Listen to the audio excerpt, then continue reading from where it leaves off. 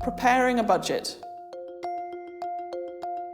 The purpose of a budget is to work out in advance what the costs of a project should be.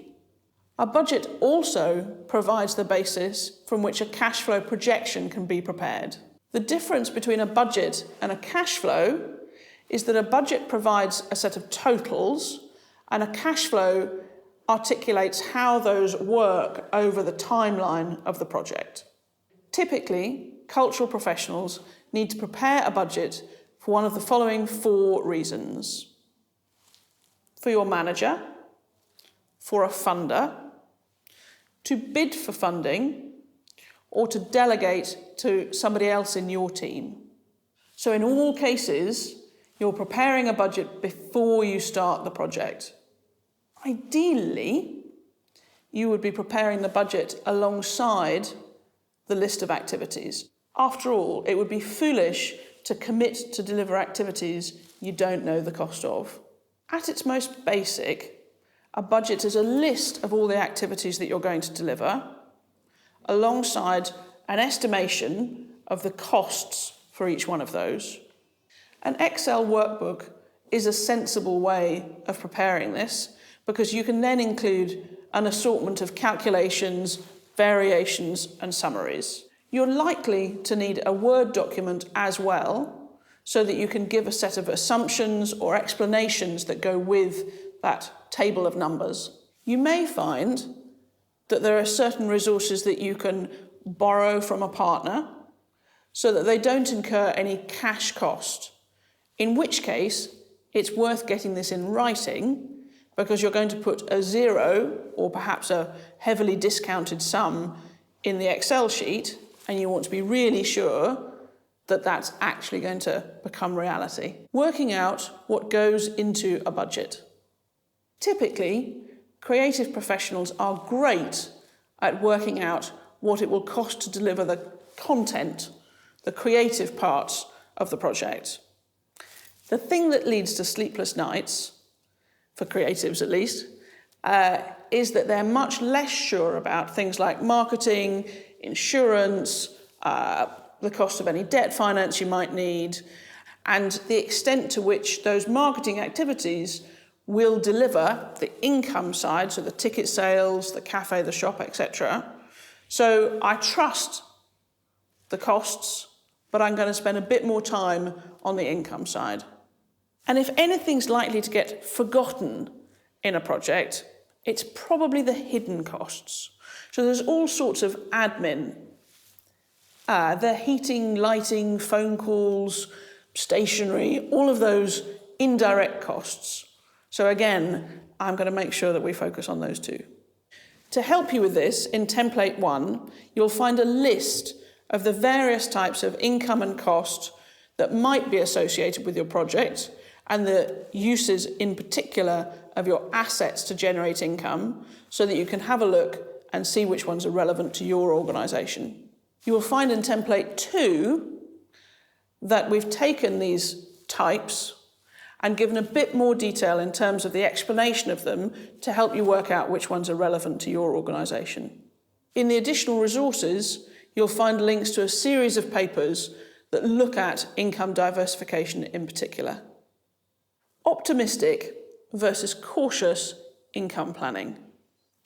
If you plan for the worst case, then success becomes a great problem to have. You may or may not be able to fund 100% of your project with a grant. The trend globally is to ask organisations to find an increasing percentage of their costs from non-grant sources. So whilst this course is focused on budgeting skills, not income generation, I think it's worth joining the dots a little. In planning the earned income for a project, the first question you want to ask is, what assets do we have available? And how can we monetize these? See template 2 for a list of assets to consider. The second question to consider is, what is the maximum capacity of an asset?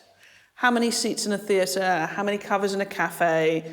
What's the normal level of sales in a shop?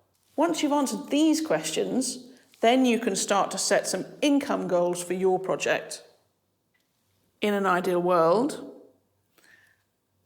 you'll develop two sets of the income side of things, an optimistic or aggressive set of income goals, and this is the set that you'll agree with the marketing department and with the team whose job it is to go out and sell tickets, etc.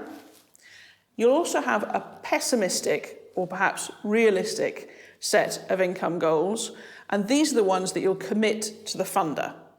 So it gives you a minimum and a maximum. Set the maximum to the sales team, agree the minimum with the funder.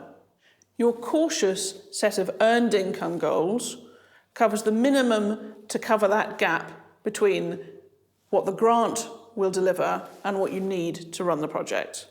To help you set these realistic goals, you need to have an understanding of what the norms are in your sector, in your country, and for your size of organisation. Whilst we don't have a set of local data, we have provided a robust benchmark that compares the types of income and the levels of them achieved by UK organisations.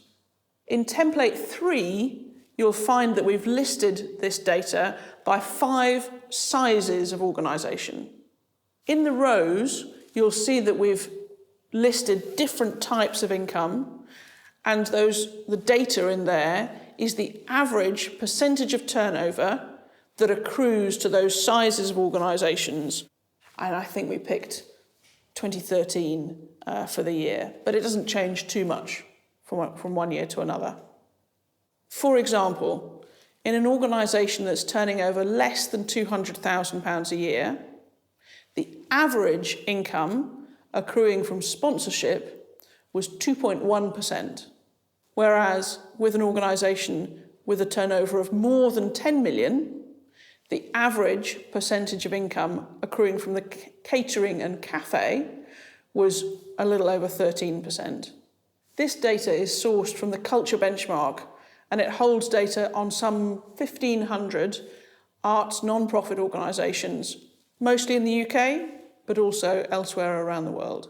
So now you can decide who your budget is for, review the assets that you have available, set income goals for the assets that are appropriate to your organisation, and set income goals for the project as a whole.